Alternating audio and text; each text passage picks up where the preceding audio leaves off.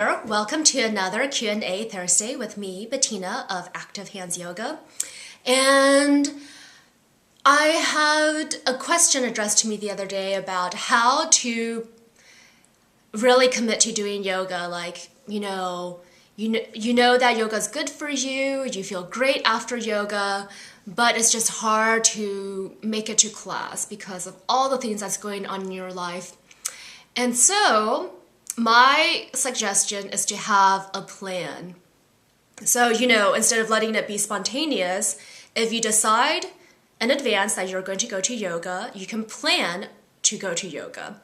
And how I advise to do that is to actually plan it into your year for 2012. I know it's the end of the year, and most of us are looking forward to the new year and making some plans about how we want it to go.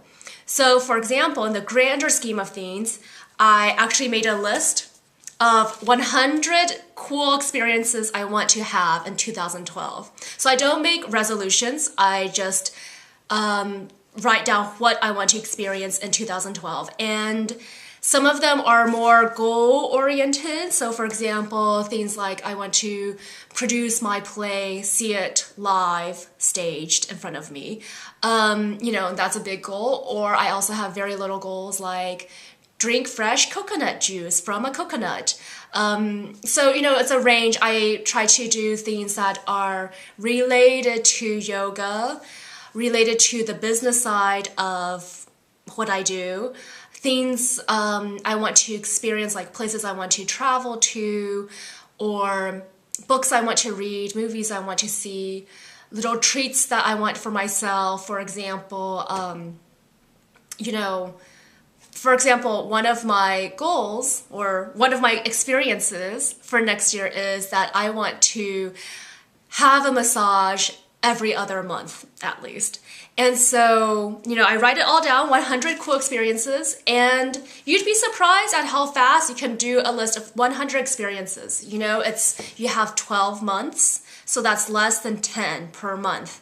And it could be, fun things you want to do, projects you want to accomplish, people you want to meet, places you want to go to, or workshops you want to attend. So it actually goes by pretty fast. And my suggestion is that just do it in one go in like 10 minutes if you can, as fast as you can. And towards the end, if you notice your ideas are running out, that's when hey, you've gotten almost everything you want onto a sheet of paper that says, 100 cool experiences in 2012. So I did them in no particular order, just as they occurred to me. And then what I do next is that I categorize them. I go through the list and, I write down if it's a place I want to go to, travel, T for travel. If it's business related, a little money sign. If it's yoga related, Y. So I categorize them. And then what I do is then I come up with a year planner, the entire year on one page, and I start scheduling it out, different projects for different months. And I write in, events that will be going on, my birthday, how I want to celebrate my birthday, things that I have already planned that I can't move, for example. And then I start filling in the blanks in terms of how I want my year to look, the big projects. And once I have it planned out on a year, I move into monthly plans, yes. So for January, things are a little bit fixed, so I've written things right onto the page. But otherwise, I'm using sticky notes so I can play around with that and be flexible with it. And I've color-coded it so that blue things are things I want to write or produce. And then pink things are things I'm going to enjoy, like books I want to read or trips I'm going to take. And then yellow is stuff I'm going to do to prepare for the blue, to prepare for the actual writing. So it could be marketing plans, it could be getting in touch with other people if I want to collaborate with them. So you can color code them with highlighters like I have, or you can use different color sticky notes and then you can start playing around with it. How I like to do is have my entire year spread out on a table and starting to play around with the sticky notes.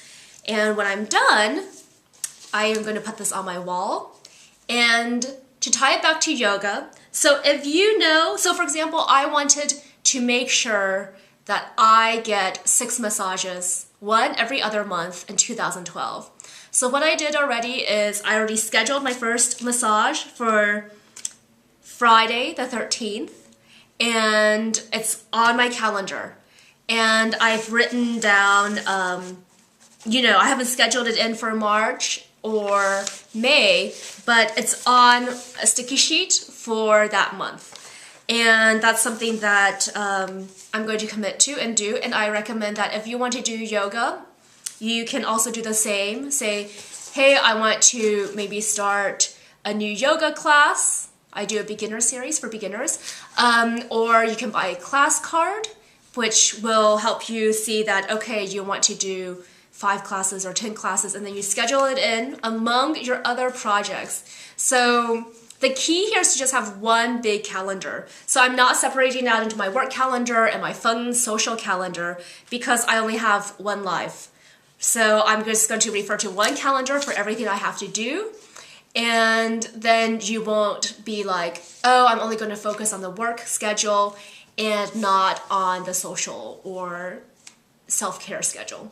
So that's it for my tips for how to get yoga in to 2012. So, if it's something you really want to include, write it down. 100 cool experiences. Maybe you want to go on a yoga retreat or take a yoga class, commit to going to class for 6 weeks. Figure out, when you can do that. Maybe there are some big projects and you want to avoid it, and when it's easier for you to get some yoga into your day, figure it out into your year, and then do it month by month, color-coded. And that's it for today's Q&A Thursday with me, Bettina of Active Hands Yoga.